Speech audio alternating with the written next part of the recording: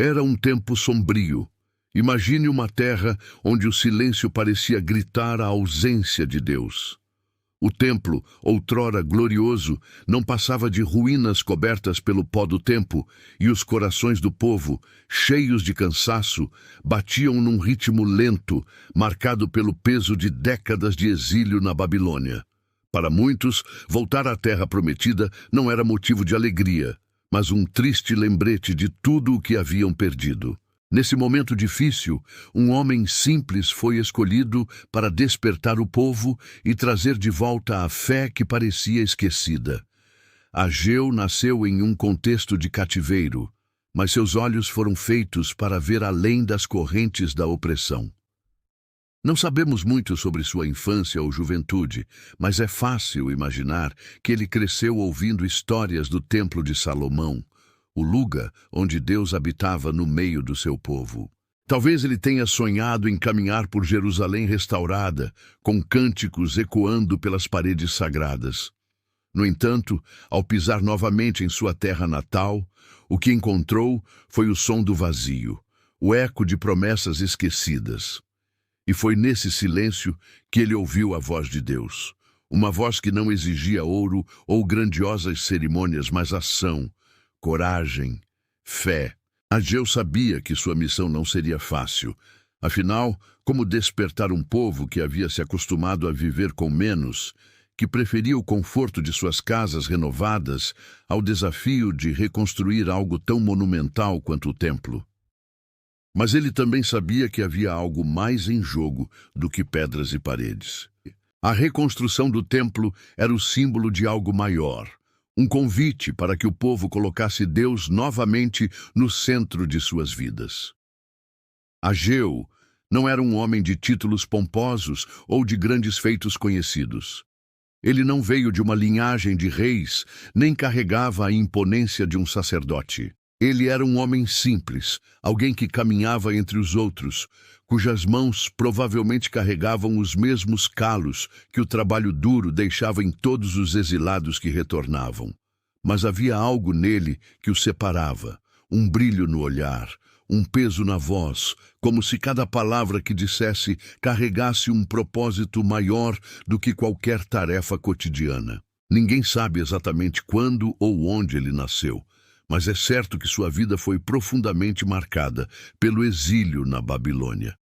Era uma terra estranha, com deuses de pedra em cada esquina e uma cultura que não era a sua. Talvez tenha sido ali, naquele ambiente hostil, que Ageu começou a ouvir o chamado que o separaria de todos os outros. Ele não era um homem comum. Era escolhido, embora ainda não soubesse disso. Quando o povo finalmente retornou a Jerusalém, Ageu se destacou não pela força de seus braços, mas pela força de sua convicção. Ele viu o que muitos fingiam não ver, um povo que havia perdido a conexão com Deus. Enquanto as casas começavam a surgir e as plantações voltavam a crescer, ele notava o vazio onde antes o templo ficava. Como poderiam seguir adiante, ignorando aquilo que era o símbolo da presença de Deus entre eles? Mas Ageu não podia agir sozinho. Ele sabia que sua missão era maior do que ele. Ainda assim, sua voz precisava ecoar e sacudir o povo do torpor. E assim, com coragem que parecia brotar de uma fonte divina, ele começou a caminhar entre as pessoas, a falar, a desafiar. Ele se tornaria a ponte entre o coração endurecido do povo e o chamado urgente de Deus. Quando os exilados finalmente pisaram de volta em Jerusalém, esperavam encontrar um cenário de esperança, um recomeço promissor.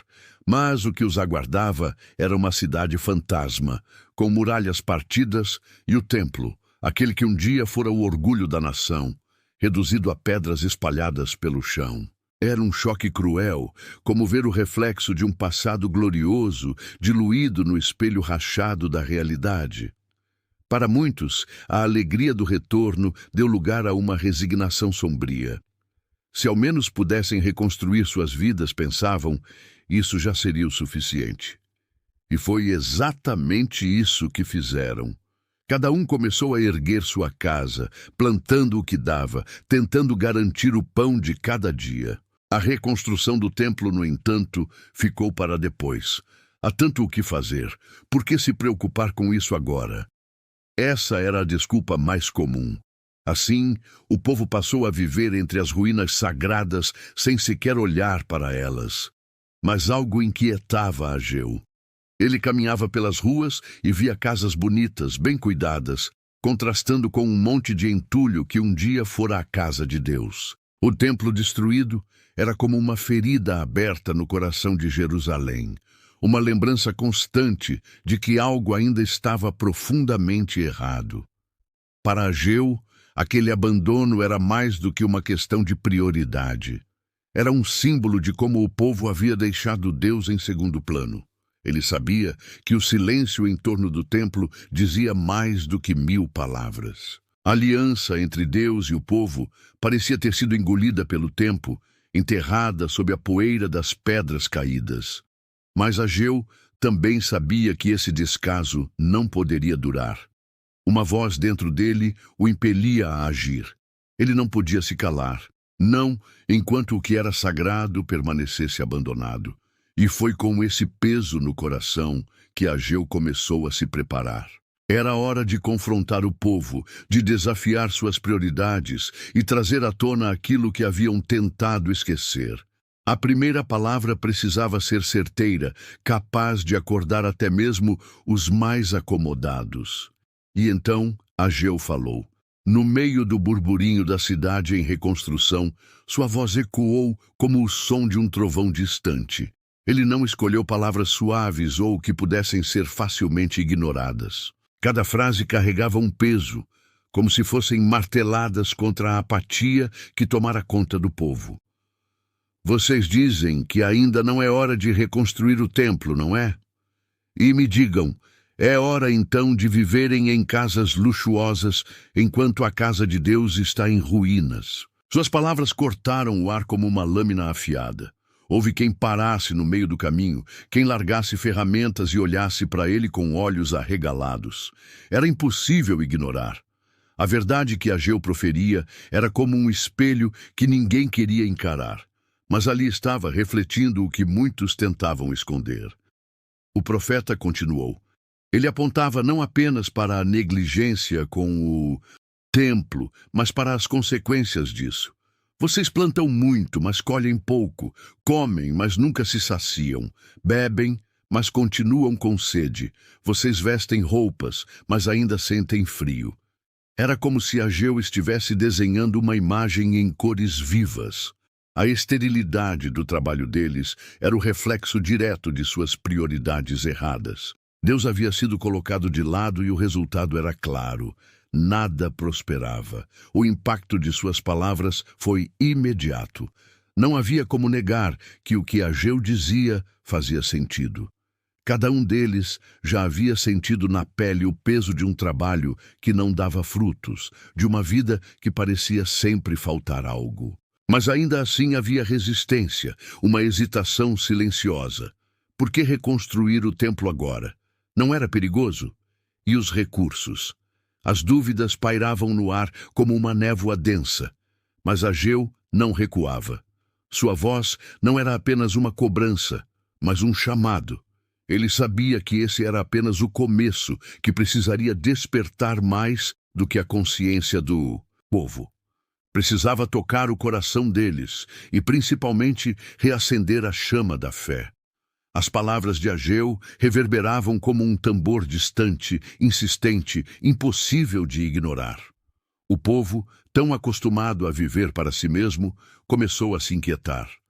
Entre os murmúrios das ruas e os olhares cruzados em silêncio, algo diferente parecia estar acontecendo.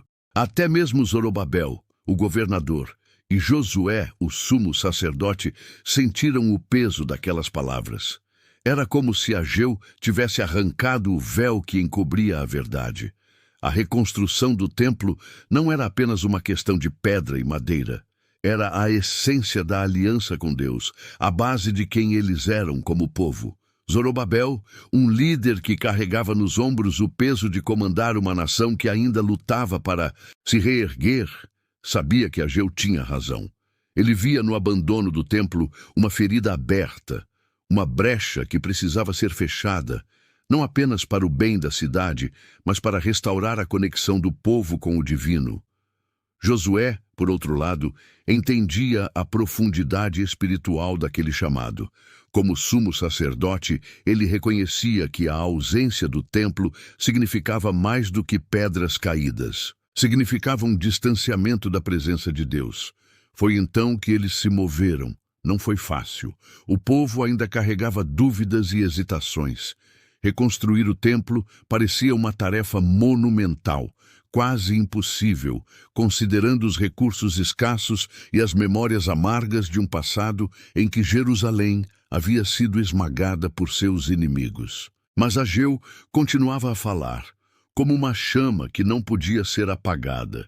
Ele assegurava que Deus estava com eles, que cada pedra levantada, cada pedaço de madeira colocado era mais do que trabalho manual. Era um ato de fé. E assim, pouco a pouco, o som do silêncio foi substituído pelo barulho de martelos, serras e vozes que entoavam cânticos de esperança. Mas enquanto as primeiras fundações eram colocadas, Ageu sabia que ainda havia desafios pela frente. A obra não seria apenas física. O coração do povo precisava ser reconstruído junto com o templo. As primeiras pedras foram colocadas no chão com um misto de hesitação e esperança.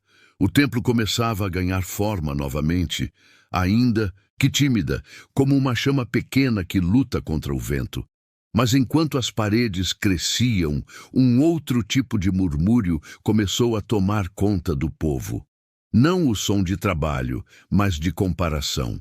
Os mais velhos, aqueles que um dia tinham visto o Templo de Salomão em todo o seu esplendor, olhavam para a nova construção com uma tristeza que não conseguiam esconder. Isso nunca será como o primeiro. Nunca terá a mesma glória. Eram palavras pesadas, que começavam a pesar não apenas no trabalho, mas no coração de quem colocava cada pedra. Como lutar contra as sombras do passado? Como construir algo novo, algo digno, quando as memórias do que foi pareciam tão inalcançáveis? A cada martelada, esses pensamentos cresciam e o desânimo começava a rondar silencioso, como uma névoa que obscurece até as intenções mais nobres. Ageu, mais uma vez, viu o que estava acontecendo. Ele sabia que as mãos do povo precisavam de força, mas seus corações precisavam ainda mais. E assim ele falou novamente, com uma voz que carregava uma autoridade que não era sua, mas de Deus. Vocês olham para isso e acham que é pouco? Acham que não tem glória suficiente? Pois eu digo, a glória deste último templo será maior do que a do primeiro. Essas palavras caíram como uma tocha no meio da escuridão. O que Ageu dizia não era apenas uma promessa, era um prenúncio. Ele apontava para um futuro maior, algo que ia além do que seus olhos podiam ver. A reconstrução do templo não era sobre o passado, mas sobre o que ainda estava por vir. Era como se cada pedra colocada carregasse não apenas o peso do presente, mas a esperança de uma glória futura que eles ainda não conseguiam imaginar. Enquanto o trabalho no templo avançava, o povo começou a perceber que os desafios não eram apenas externos. As pedras podiam ser erguidas, mas as dúvidas e o medo ainda pareciam sussurrar dentro deles. Era como se cada vento forte que soprava pela cidade carregasse consigo as lembranças do cativeiro e os rostos de seus inimigos. Por mais que suas mãos trabalhassem, seus corações ainda estavam pesados, hesitantes, como se esperassem que algo ou alguém viesse interromper tudo de novo. Ageu via isso. Ele percebia que, mesmo com a promessa de glória futura, a sombra da insegurança ainda pairava sobre muitos. E então, ele decidiu falar mais uma vez. Mas dessa vez, suas palavras não eram apenas uma chamada ao trabalho ou uma promessa distante. Elas eram um lembrete de que o Deus que havia chamado o povo era o mesmo que caminhava entre eles naquele exato momento. Sejam fortes, não tenham medo, eu estou com vocês, ele declarou, ecoando a própria voz de Deus para o povo. Era como uma âncora lançada no meio de uma tempestade, uma reafirmação de que eles não estavam sozinhos, que cada pedra colocada era supervisionada pelo próprio Criador. E Ageu não parou por aí. Ele apontou para a história, para o que Deus já havia feito no passado. Lembram-se do Egito? Lembram-se de como ele trouxe vocês para fora? Pois esse mesmo Espírito ainda está no meio de vocês. Mesmo assim, as dificuldades continuavam. Havia oposições externas, pessoas que zombavam do trabalho e a realidade dura de construir em tempos de escassez. Mas Ageu sabia que a verdadeira batalha não estava nas mãos dos inimigos ou na falta de recursos, estava na confiança do povo. Eles precisavam acreditar, não apenas no futuro, mas que o próprio ato de reconstruir o templo era uma prova de que Deus ainda estava agindo. Com essa mensagem, os trabalhadores voltaram ao serviço. Cada pedra parecia pesar menos. Cada martelada soava como um passo na direção certa, mas Ageu sabia que ainda havia lições que precisavam ser aprendidas e os desafios ainda estavam longe de acabar. O trabalho seguia, pedra por pedra, mas os dias eram longos e os frutos desse esforço pareciam distantes. Não era só o cansaço físico que testava o povo. Era a sensação de que, mesmo com tanto esforço, a recompensa parecia não chegar. As plantações continuavam a dar pouco, os celeiros permaneciam quase vazios e o vento que soprava sobre as colheitas parecia levar mais do que trazer. Era como se a terra estivesse em silêncio, recusando-se a responder ao suor e ao trabalho de quem a cultivava. Foi nesse contexto que Ageu se levantou novamente. Sua voz, mais uma vez, cortando o peso do desânimo como uma lâmina afiada. Ele não poupou palavras, mas também não falou para ferir, falou para despertar. Vocês já perceberam como tudo parece escapar por entre os dedos? Trabalham duro, mas nada dura. Guardam dinheiro, mas ele some como se estivesse em bolsas furadas. Por quê? Havia um silêncio tenso, enquanto as palavras dele ecoavam. O povo sabia que ele estava certo. Essa era a sensação exata que carregavam há anos, como se a vida estivesse sempre faltando algo. Então Ageu revelou a resposta que muitos já temiam ouvir. Porque a casa de Deus está em ruínas, enquanto vocês se preocupam apenas com as suas próprias casas. É por isso que a terra não dá o que vocês esperam. É por isso que o trabalho de vocês nunca parece suficiente. As palavras, fortes como eram, também carregavam algo diferente, um fio de esperança. Ageu não apenas apontou o problema, mas trouxe uma promessa que parecia brilhar como um farol em meio à escuridão. A partir de agora, prestem atenção. Desde este dia, desde o momento em que começaram a reconstruir o templo, Deus prometeu: eu vos abençoarei. Era um chamado para confiar que, colocando Deus no centro, tudo o mais encontraria o seu lugar. Enquanto as pedras do templo subiam, uma nova tensão pairava sobre Jerusalém, algo que ia além do trabalho árduo ou das dificuldades diárias. Era a questão de liderança, de propósito, de quem realmente guiaria o povo em meio a tantas incertezas. Zorobabel, o governador, carregava esse peso como uma sombra constante. Ele era descendente direto de Davi, mas os dias de glória de sua linhagem pareciam distantes. Em vez de reinar como um rei em um trono estabelecido, Zorobabel liderava um povo exilado que lutava para se reerguer. Era difícil não se sentir pequeno diante de tudo isso. Ageu Mais uma vez, percebeu o que estava acontecendo. Ele sabia que Zorobabel precisava de mais do que reconhecimento humano ou títulos. Ele precisava de algo que apenas Deus podia dar, a certeza de que sua posição tinha um propósito maior. E então, o profeta trouxe uma mensagem específica para ele. Era diferente de tudo o que Zorobabel havia ouvido antes, algo que parecia maior do que o momento em que viviam. Eu te escolhi, Zorobabel. Deus disse através de Ageu: eu farei de você o meu anel de selar. Era uma declaração poderosa, cheia de simbolismo. O anel de selar representava autoridade, poder e confiança. Ele era usado pelos reis para carimbar decretos, tornando-os irrevogáveis. Deus estava dizendo que Zorobabel não era apenas um líder temporário. Ele era parte do plano eterno, um sinal vivo de que Deus ainda estava no controle e que a promessa feita à casa de Davi permanecia de pé. Essas palavras deram a Zorobabel uma nova força, mas também plantaram algo mais profundo, uma expectativa, um prenúncio de algo que ainda estava por vir. A reconstrução do templo não era apenas sobre o presente. Era uma peça de algo muito maior, algo que ecoaria no futuro e traria um significado eterno para tudo aquilo que estavam construindo. As últimas pedras do templo finalmente encontraram seus lugares. O som das ferramentas diminuía à medida que as paredes erguidas começavam a contar por si só a história de um povo que havia se reerguido. Mas o que se via ali, mais do que pedra sobre pedra, era um testemunho vivo da fidelidade de Deus. Cada canto, cada altar reconstruído era um lembrete de que, mesmo depois do exílio, mesmo após tanta dor, o pacto de Deus com seu povo permanecia intacto. Mas algo ainda pairava no ar, uma sensação de que a obra, embora concluída, era apenas o começo.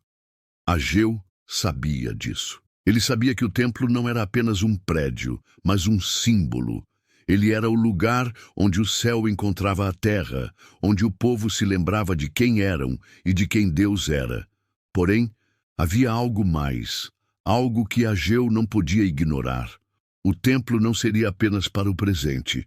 Ele apontava para um futuro ainda maior, uma promessa que não estava completamente revelada.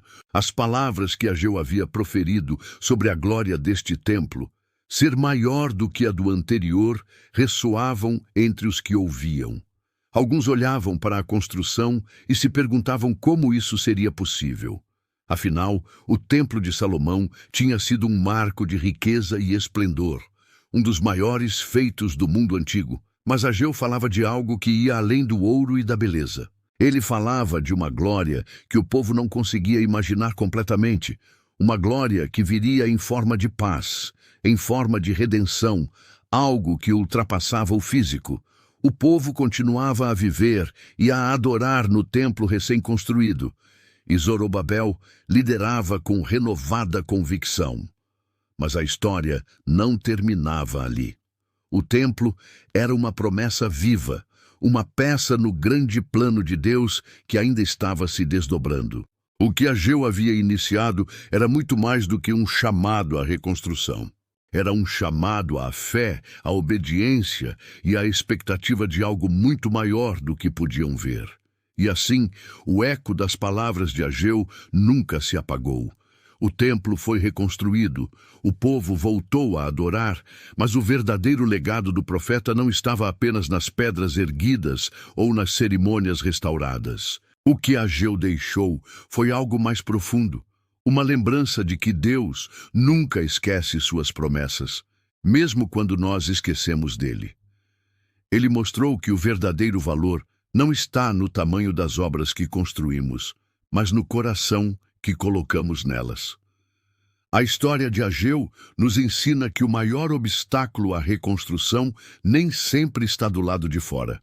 Não eram as pedras caídas ou a falta de recursos que impediam o povo de seguir em frente, mas sim a apatia, o medo e a prioridade equivocada que colocavam suas próprias necessidades acima da presença de Deus.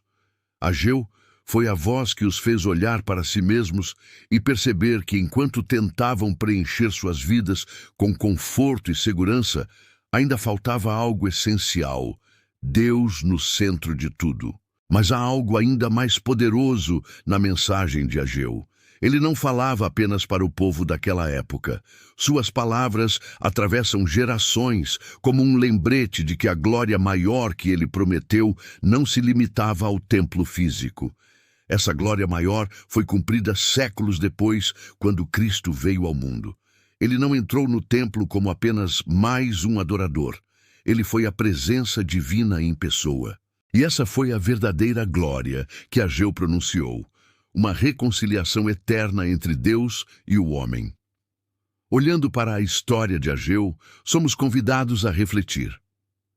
Quantas vezes colocamos nossas próprias preocupações acima das coisas que realmente importam? Quantas vezes nos contentamos com o que é confortável, enquanto deixamos o essencial abandonado? A voz de Ageu ainda nos chama: reconstruam o que está em ruínas. Coloquem Deus no lugar que Ele merece.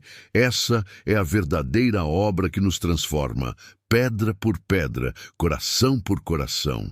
Se você gostou da história de Ageu e quer continuar acompanhando outras histórias de fé e superação, não deixe de curtir esse vídeo e compartilhar com quem você ama. E claro, inscreva-se no canal para não perder nenhum conteúdo novo. Juntos, vamos explorar mais lições poderosas da Bíblia.